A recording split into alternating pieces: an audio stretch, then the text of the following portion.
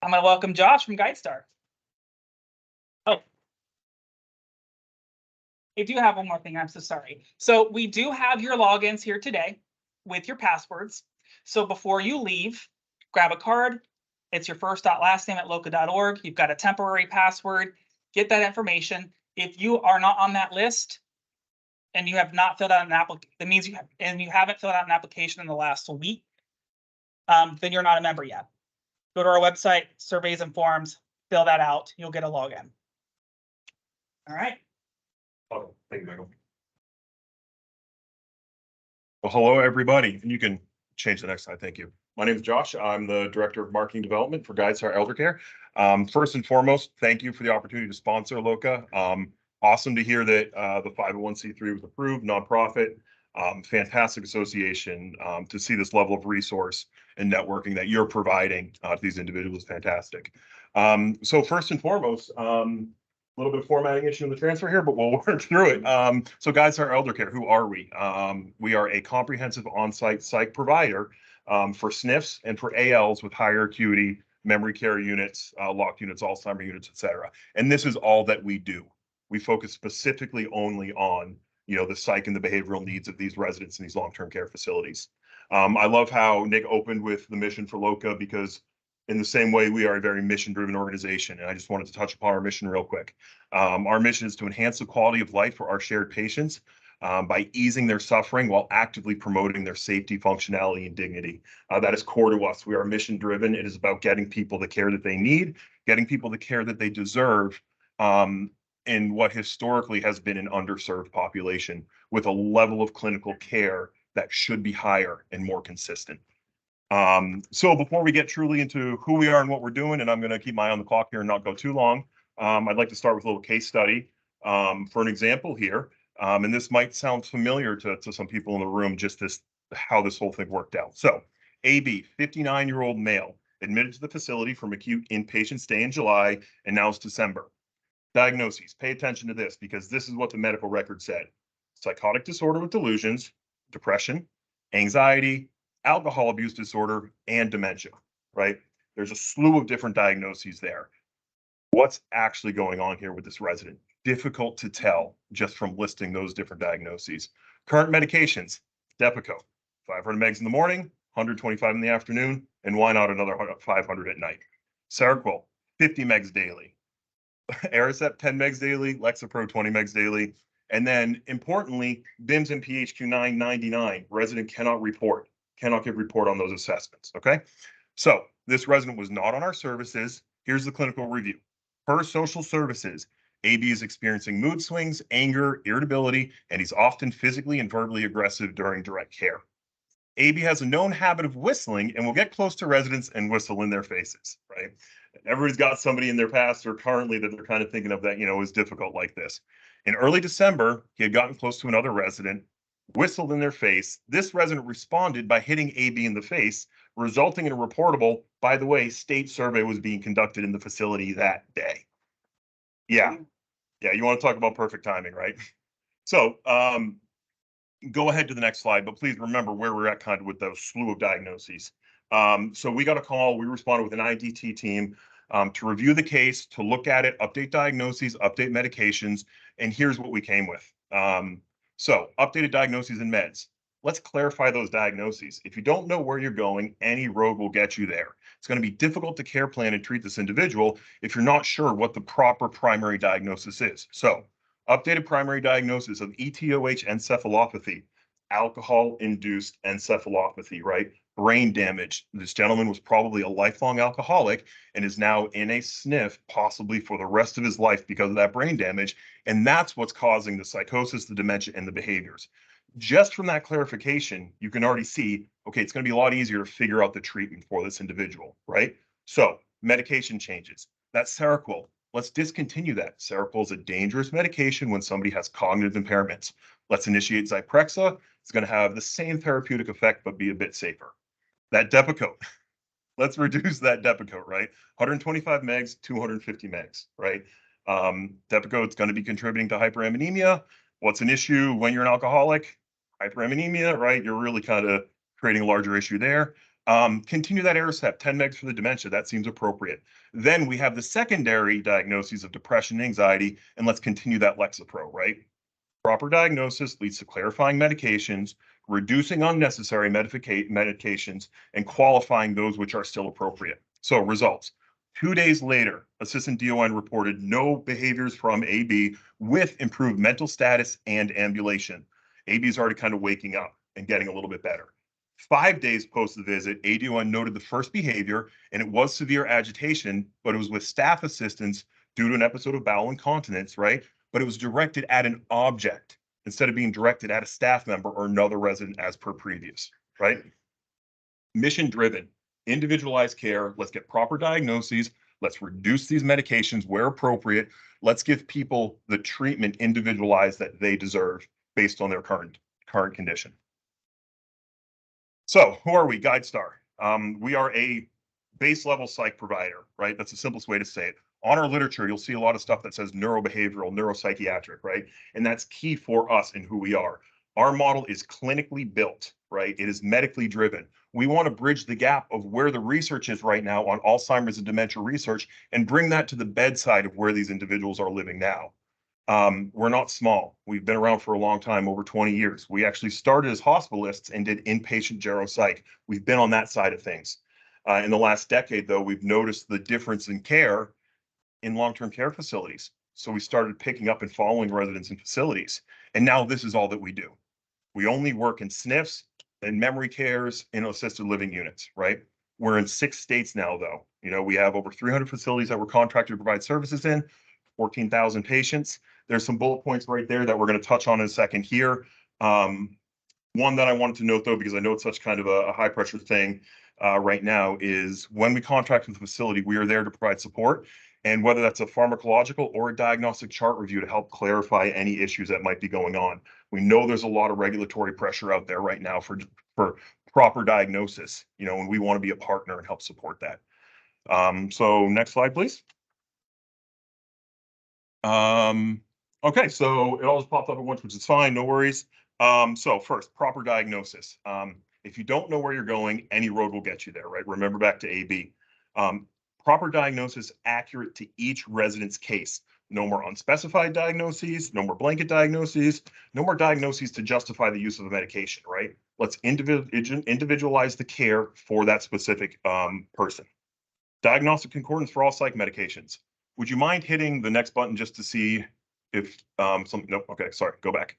Okay, I had a little snapshot of a sample note that we had that showed, you know, how the notes are written, and comprehensive clinical notes are so important for us because we know how important it is for the facilities to have strong so that you see the ICD-10 code, then you see the medication after it. So it's always concordant and backed up. And then at the bottom of the note, it had a great example of language that we're using for the GDR process, right? Whether it's indicated or contraindicated.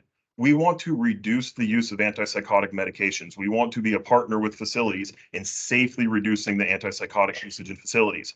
There will be times when it's necessary, though, and you need a partner who's going to properly document that for you and clearly say this is contraindicated because the risks outweigh the benefits. Continue until next review. Quick little side note on antipsychotic usage. We've presented at AAIC, the Alzheimer's Association International. We had a group of 3 facilities with a large contractor out in the state of Indiana. And over a 6-month period, we showed a 73% reduction in antipsychotic usage with 0 increase in behaviors or negative outcomes. You know, so we're experienced in this. You know, we do so we've actually submitted that research to be published in JAMDA. I don't know if you're familiar with JAMDA, it's Journal of American Medical Directors. You know, so we're really, really proud of that. Interdisciplinary expertise. Like I said, we are clinically and medically based as a psych provider. It's not just the psychology, it's not just the psychiatry, and it's also neurology coming together. Our leadership is board certified psychiatrists, gerontologists, neurologists, and physicians that are providing direct collaboration and oversight to our clinicians in the field.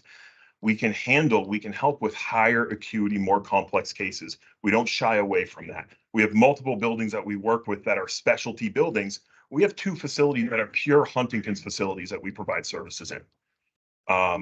So we're here to get into the thick of things and get the care that people need. At the bedside, what we're providing 2 facilities, nurse practitioner, clinical psychologist, and licensed independent social worker. That integrated model is important. Both sides feed each other. Once you make a medication change, behavioral health can follow up. They can assess. And not just BIMS and PHQ-9, MOCA, MMSE, DSRS, assessments to benchmark. Where is that resident at? How are they tolerating this medication change? And then from there, nurse practitioner can follow up and adjust as necessary. Right here in Ohio, we have medical directorship of psychiatrists, geropsychiatrists, and we actually do have the availability to have psychiatrists in certain facilities. So we do have that level of care as well. Behavioral therapy. Here in Ohio, there's there's 2 worlds, right? There's psych and then there's counseling, right? We kind of blend that. And because we only focus on SNFs and memory cares, we focus on the higher acuity. And we'll hear it come to us and they'll say, well, this resident's BIM score is a 7, why is the social worker coming to talk to them? Because there's still value. That resident can't sit through insight-based therapy like you or I could for 45 or 60 minutes. There's still therapeutic approaches that we can take that will benefit the resident, whether that's reminiscent therapy, right? Or even the social interaction. And then our model is high frequency, low intensity. And that jumps right into my next point, consistency matters. We want to get ahead of any changes so we don't have to respond once the resident declines. High frequency of visits. Here's another great one, and this would have been another pop-up. We lost the formatting. Monthly scheduled clinical visits. We have an internal scheduling department who is scheduling our clinicians the month before. Anybody at the facility who wants it will get a copy of, here are your visits for the month, so you know when we're going to show up. We're not just going to show up, see patients, and walk out.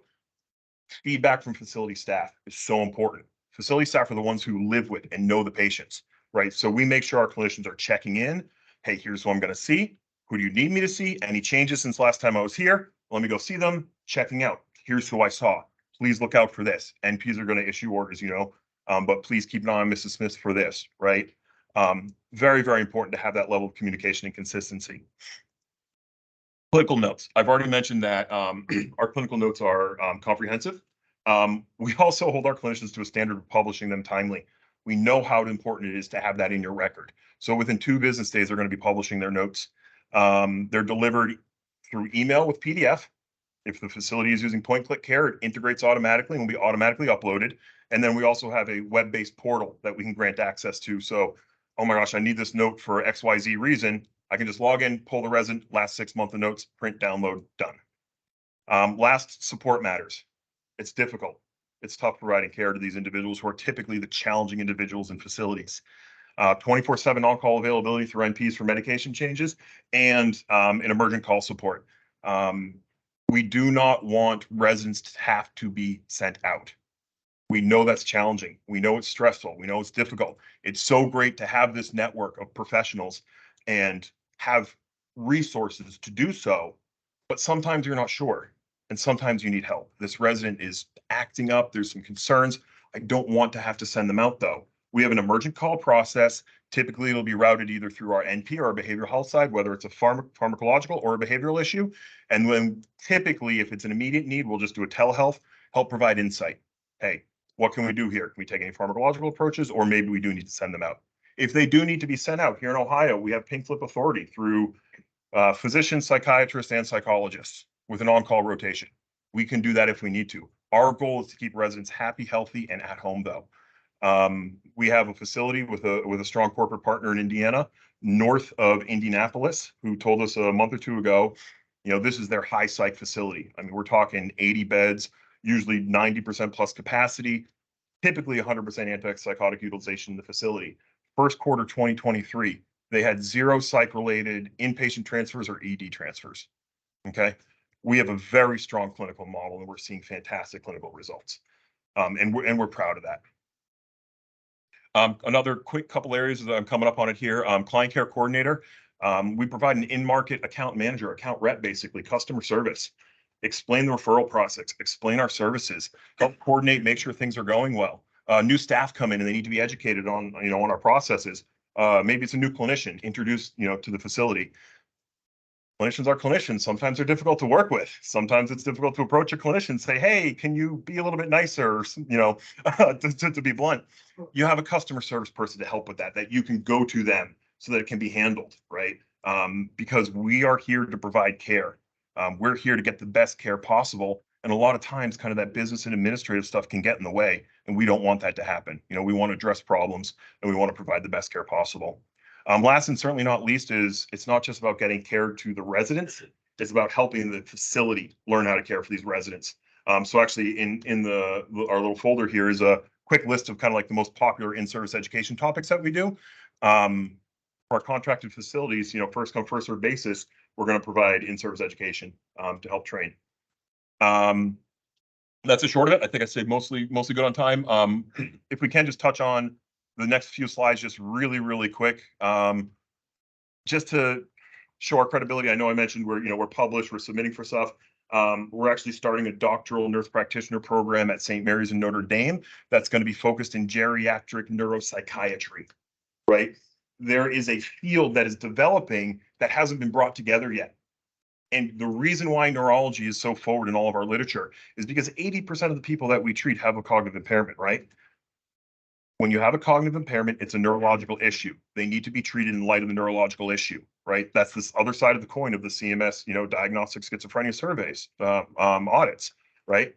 Treat the neurology first, and then downstream the psychiatry and the psychology is a lot easier to treat, right? So we're experts in this, and so much so that we're helping to build this program for this nursing school. We actually have on our website a clinical resource library as well, to help bring out that education. And as we bring these articles into our practice protocols, they go in that resource library that's categorized, for the reasoning of what we're doing pharmacologically and clinically. Next slide. We're recognized as an age-friendly health system. I'm not sure if anybody in the room is familiar with that. What that means is that when we're in a facility, that facility also becomes age-friendly. Really important to us to make sure that what we're doing is appropriate and that it's recognized as such. And to be honest, it's a great little marketing tool as well for the facilities that we work with to be able to provide that assurance. There should be one more. When we talk about in-servicing and the importance of that, we can offer accreditation at basically one of the highest levels. We used to have just ANCC accreditation, the American Nursing Credentialing Committee or whatever it is, but ANCC, ACCME, which is the physician credentialing, the pharmacy credentialing, and APA got together and created what's called joint accreditation interprofessional. We have that level of accreditation, so we can actually offer CEs for physicians, pharmacists, social workers, and nursing staff all in one fell swoop. So we're not just out here to be a psych provider, right? Yes, that's what we are, base level. But we're really here to change the way that care is provided to these individuals and elevate that level of care. So we've been in Ohio now for going on 2 years, about 60 facilities here in Ohio. And for me, it's so important not just to talk to the facilities, but to talk to the greater network of professionals in this industry, because we're all here to get care of these people who deserve it. And we really want to elevate that level of care. So that's all that I have. Thank you so much for your time. Thank you, Loco, for letting me sponsor. Myself and my colleague and my boss, Ed Schiebel, are here. Would love to catch up with you afterward if you have any more questions. Thank you. Josh, we really appreciate it. There's his contact information, or find